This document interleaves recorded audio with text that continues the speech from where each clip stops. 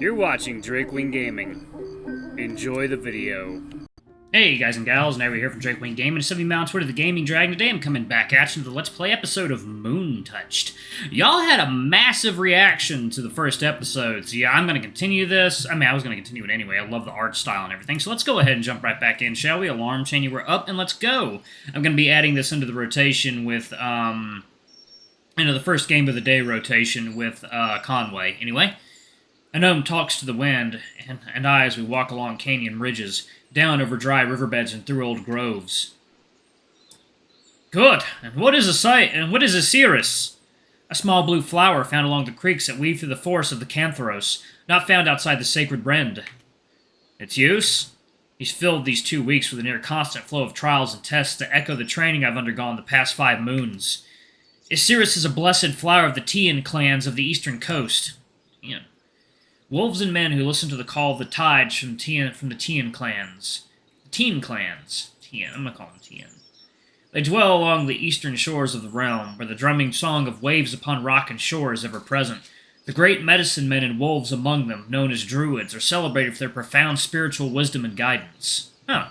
Clans of the eastern coast. Their druids utilize it to alleviate the pain induced by ritual bonding with a Moontouched. Good. That is its most relevant use, though it has other more practical reaches as well. And what are the teamy vines? By now I've learned the art of absent-mindedly answering him to his satisfaction, allowing my mind to glide over the foreign landscape stretching out around us. Thymic vines are also endemic to the Rend. Normally poisonous until boiled with a blend of other medicinal herbs, it produces an ultra-dreamlike state of consciousness that is usually profound or spiritual in nature. My eyes flutter along the trail as I drone out the answer. A landscape of autumn wildflowers and fallen trees hugs at the animal run we follow. Such a bounty our world holds. These lands have longed to walk, but never dared to dream that I would. I find myself amidst an almost overwhelming union of bliss and wonder, along with a subtle sadness. I am bound to the trail behind the towering wolf as he leads us through these unknown worlds. Yet in my heart, I yearn to spend days and weeks in some of these places, drinking deep of their novelty and untapped prosperity. The Boughs are all I've known since a gnome brought me to them in the thawing wake of that cold night. A cage of trunks and canopies, beautiful and confining. A fragment of my dream this morning glints through my mind, only to be replaced by a gentle gratitude. I owe much more than my life to the Oradime, the weeping wolf. By his call am I walking this unknown soil, the doors to my cage flung open far behind me. Several hours of silence passed as the path we walked became more tedious and challenging to navigate its rocky surface. I look up to see a gnome turned back towards me, with his pack resting against a fallen tree. He waves to me before unfastening his cloak and laying it upon the back of the trunk. By the time I reach him, the wolf is sitting, comfortably in the shade, patting his empty water skin. Finally caught up, eh? That last mile was a bit rough. So says the man with trunks for legs and hardened paw pads. Ha! Ha! Like, no, water time. Oh, that's some good water, y'all. I draw in a breath and look around us for the first time in a while, realizing just how different this land is sculpted from where we began the day. This forest is beautiful. It's as if the land fights against the weight of the trees, piercing the ground for sunlight. I hop from rock to rock with a confident stride. Poetic. It said these lands bore the weight of a thunderous battle in the waning days of the great spirits. From the primordial bones of the earth, the Maker forged 7 vessels, each imbued with an aspect of creation: flame, frost, wood, storm, stone, tide, and life. Tide. Interesting. These 7 truths manifested as the... Where's air, huh? Where's air, huh?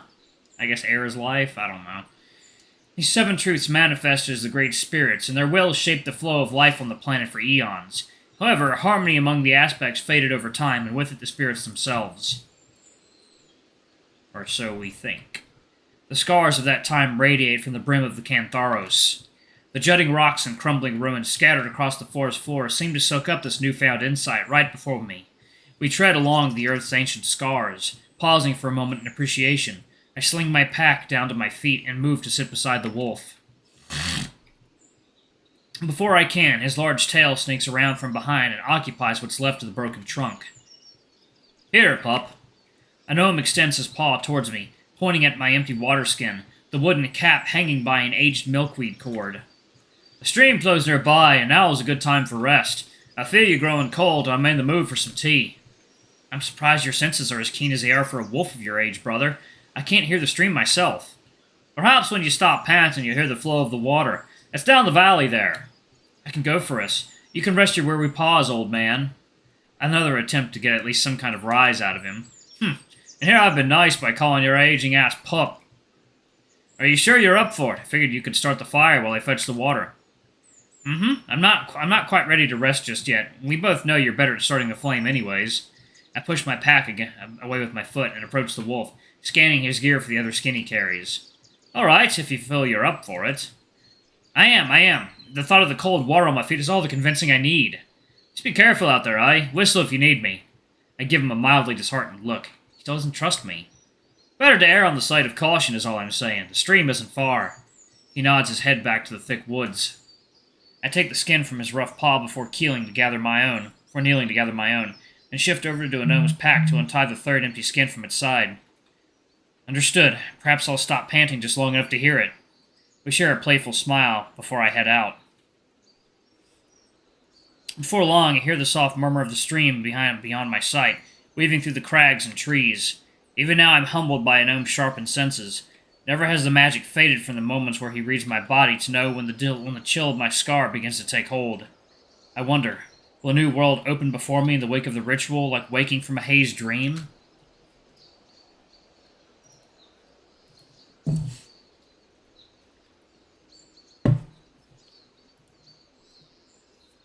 What would this forest look like through the eyes of a wolf? A track! My eyes fixate on the sharp imprints dotting the earth that the fallen leaves left bare.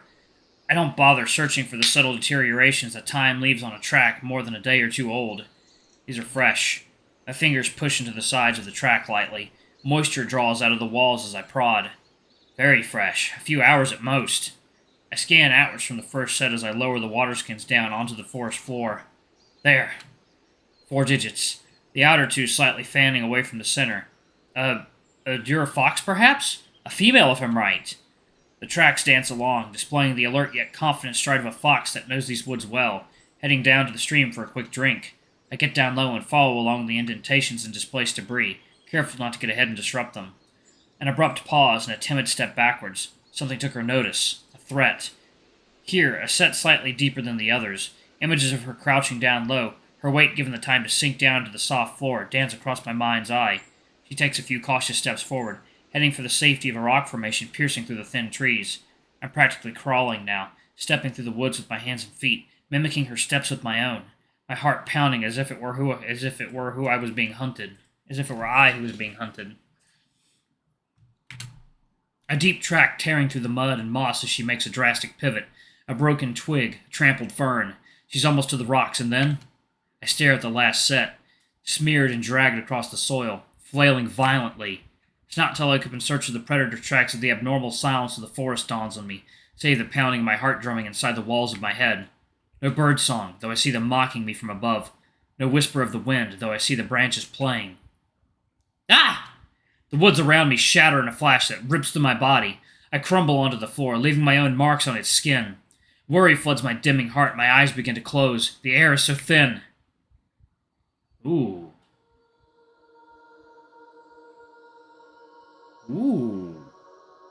That is pretty.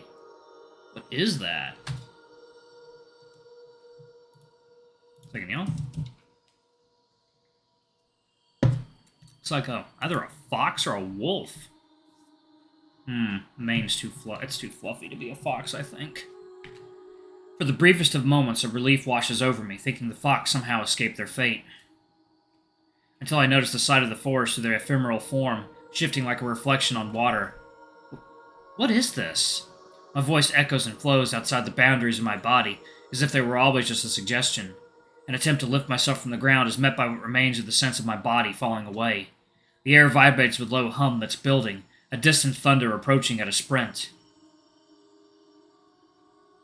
Oh!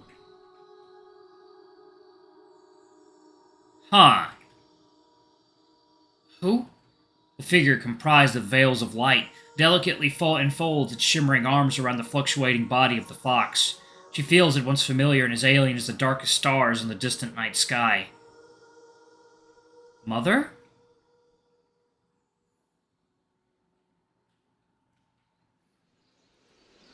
I come to as the vision fades abruptly. The scent of pine and wet earth seeps into focus as I open my eyes. What the fuck was that? I pant for breath, clutching at my side, my scars sending waves of lessening pain through my bones. Sharp moments like these have struck me before, but never like this. Rolling over onto my back, I stare up at the canopy dancing unperturbed in the breeze. I've never seen anything during an attack. Scanning the floor yields no trace of the fox where it stood before me. No tracks of a woman clad in flowing light. What nature of omen was that? The beauty of the visions clashed against an unsettling feeling growing in my heart. Was that? Memories of her flood back to me. The feel of her skin, the flow of her skirt in the wind as I chase her, the fading melody of her voice eroding to the waves of time. It can't have been her. She's long at rest. Worry starts to descend on my body as I try to make sense of what I just saw. Lived? Damn it, why now? A memory flickers. Soren, I'm just concerned for you. Calm down. A gnome blankets my shoulder with a paw and looks into my eyes as I let out a tired sigh. A gnome, we can't afford to sit in the boughs and wait for a day that may not come. What if I never improve? Who could say that I will? I'm moon-called. I'll be ready. I must be. Udurimi howls to me, calling me to the rend, calling me to give myself, just as he once called you. A gnome stands silently for a moment before I'm pulled into an embrace, my face nestling to the thick fur of his chest. Soren, being moon-called is one thing. Fulfilling that calling is another. The ritual is as much a physical trial as it is a spiritual. Even a healthy man's body would be pushed to its limits. You have to understand where I'm coming from here. His heart beats through the thick muscle of his chest, slow and rhythmic. He's not awash in his emotions as I am in mine. And I respect that, as do you, always. As I do you, always. But I've been stable these past several months of training, and what happened today wasn't anywhere near what they used to be. A gnome, I can't continue to wait. The seasons that pass are losing their colors in my heart. It feels like the roots of the boughs are closing in around me and the air is growing still. I feel trapped.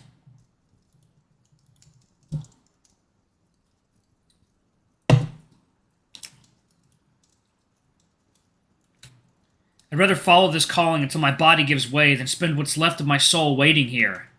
His broad jaw comes to rest on the crown of my head as his embrace tightens with a deep breath, pushing at me through muscle and fur. I hear you, Soren, and I will never be a force in your life that binds you, I promise that. Yet still I worry. Will you allow me to come with you? I open my stinging eyes. Gnome, you would return to the Cantharos for me? I had thought... A deep chuckle rumbles out and a series of pats on my back keep me from finishing what he knew I would say. Life is a flowing river, brave pup, and it bends to the rhythm of change. I would be wise to follow it. I encircle my arms around his bulk, as though to hold us there in the fleeting warmth of that moment. Thank you. Damn it. No, I have this. A hollow assertion in the midst of doubt, but it's not enough to get me back onto my feet. The skins are where I left them, some 15 paces back.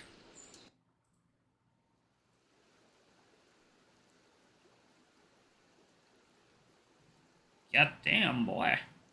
Alright, I'm going to pause it right there. Thank y'all so much for watching. Don't forget to like, comment, subscribe, ring that notification bell, and check out our Patreon if you can. It always helps. Before I go, I'm going to give a quick shout-out to our lovely bronze tier patrons. Thank y'all for all I do for the channel. We greatly appreciate your support. Thank you to our silver tier patron, Cade Silverman. Thank you going above and beyond. It's greatly appreciated. Thanks to our 2 gold tier patrons, Zeke and Toby. Y'all are awesome. We love you. Thank you for subbing to Ultimate Tier. Anyway, if y'all want to get your names in the credits, get access to all of our not safe for work contents as little as $5. Alrighty, I love you all, and I'll see you all in the next video. Bye-bye!